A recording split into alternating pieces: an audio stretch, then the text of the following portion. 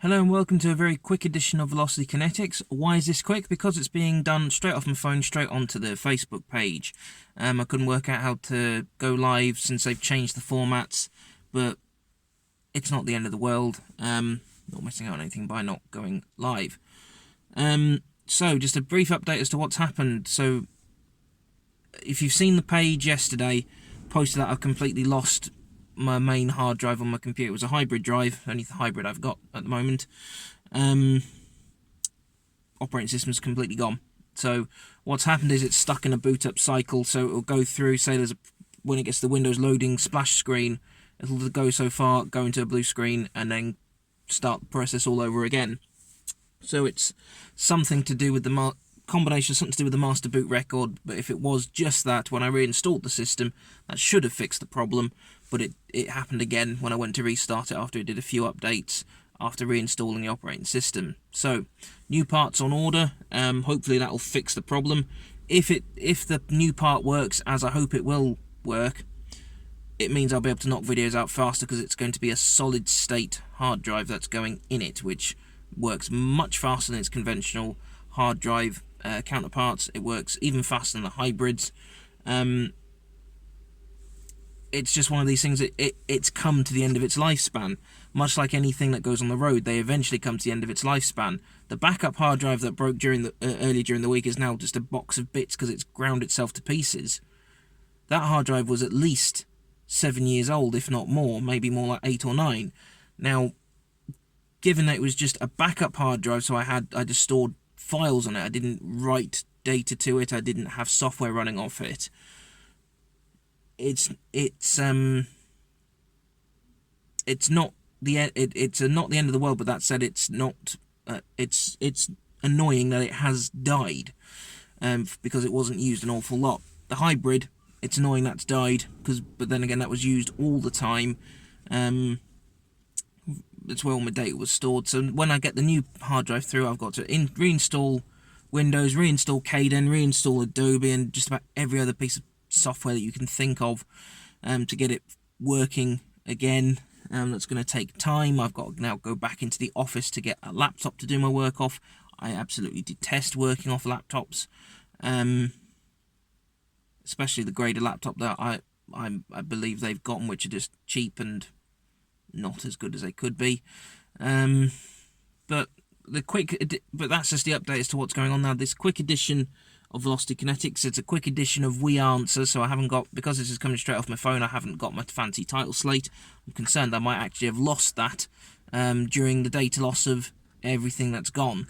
So I might see if I can try and do some data recovery on that drive, but I've had to format it. It's effectively, what I've effectively done, it'd be like if I swapped out the engine in my car for a new engine and then trying to recover parts of the old engine, even though I've changed engines.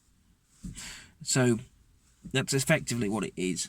That's the simplest car analogy I have. But anyway, this quick edition of the Answer, I'm going German. In this quick edition of the Answer, we're just going to quickly look into what people mean by when the car goes light.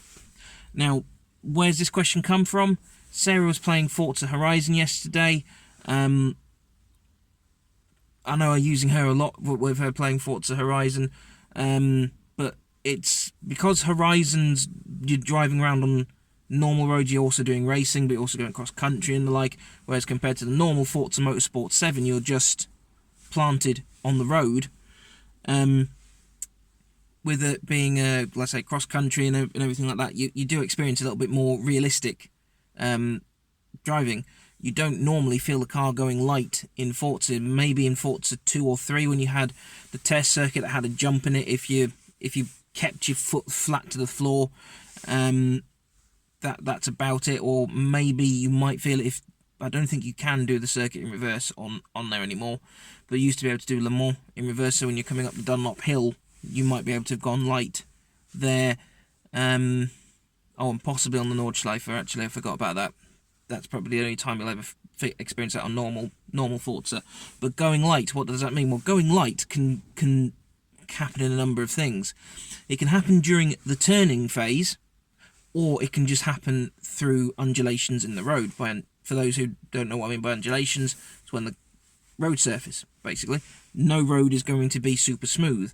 The only places where the roads will be super smooth is actually at a racetrack, but more American racetracks, because they tend to do what's called diamond grinding to make the surfaces perfectly smooth. Whereas other racetracks in the world, they're content to let them be bumpy. Well, not sure content's the right word, but they don't mind them being bumpy.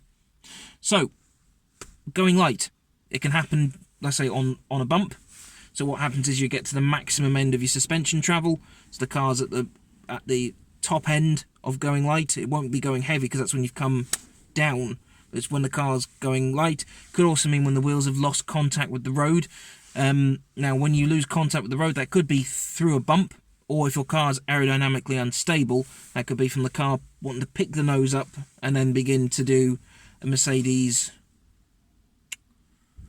I can't remember the model, CLK, I think it was, the one that Mark Webber famously had his giant flip in, and the one that flipped several times during one weekend at Le Mans. Was it a GLK? Can't remember. Anyway, very fast Mercedes. Going light is very dangerous. It doesn't just mean for things like aerodynamic loss, so it doesn't mean you'll be driving along and then suddenly, whoa, we're going round. Going light can also mean your power steering's failed, or something in your steering has failed, because even with an electronic steering system like I've got here, in the electronic system, if something breaks, you suddenly lose feel. You're never going to quite have the same level of feel in an electronic system as you do in a hydraulic system, but nonetheless, it does mean the steering can go light.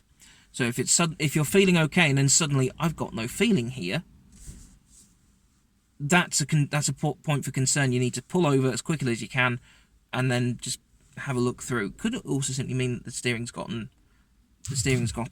hot, or having a moment? Because in the Renault Clio I initially learnt in with Drew's driving school down in Thetford, the Clio's steering would occasionally weight up, but it also occasionally would go very light.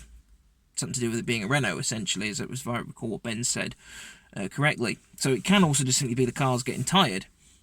It also can mean that you've about to experience a puncture, or you've just experienced a puncture. Because I've discovered with this the other day, the tyre over there, front left, there was, I'm not sure if it still is, I won't commit and say there is still a problem, but I won't say there isn't a problem, where it just kept dropping pressure. Now, I run my car at 41 psi on all four tyres. Why am I running my car at 41 psi? Because that might seem a bit much.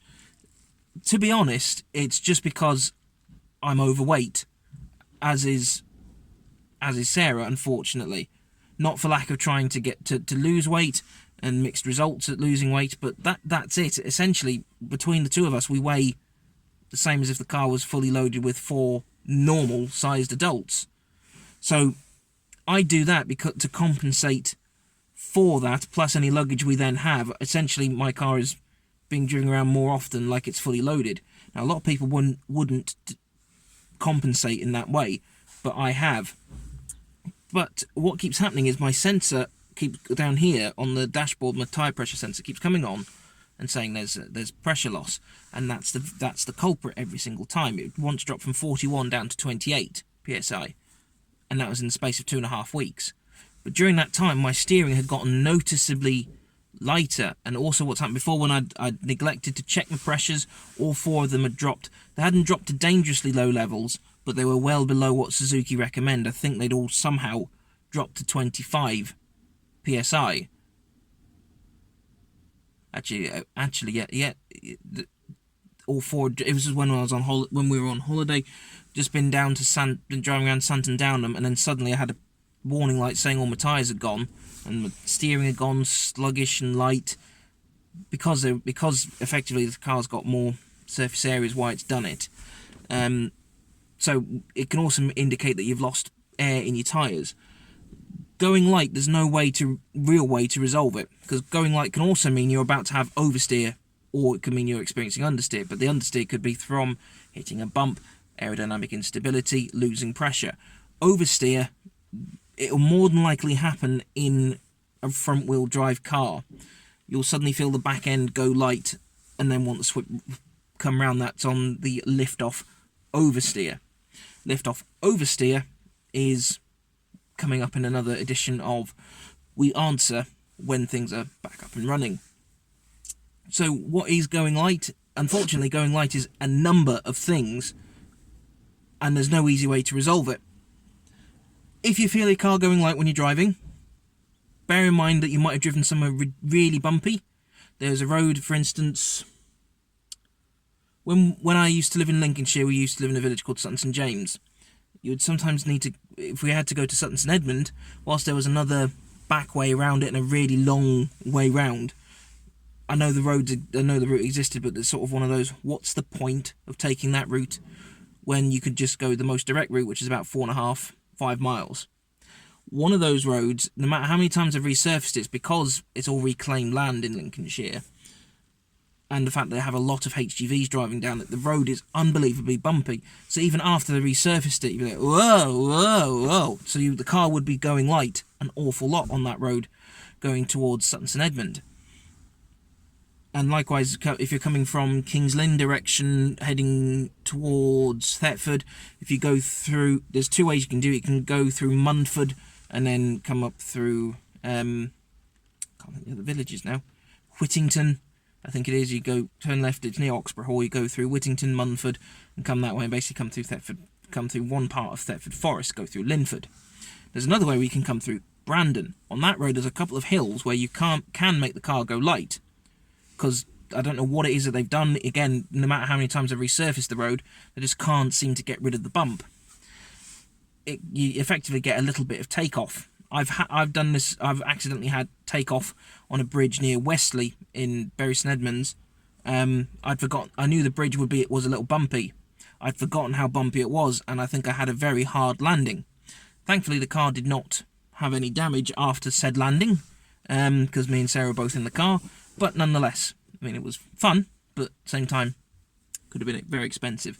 So going light is your car potentially hitting a bump or a jump, not as in a full-on way jump, but a little bit of extra undulation that you hadn't accounted for.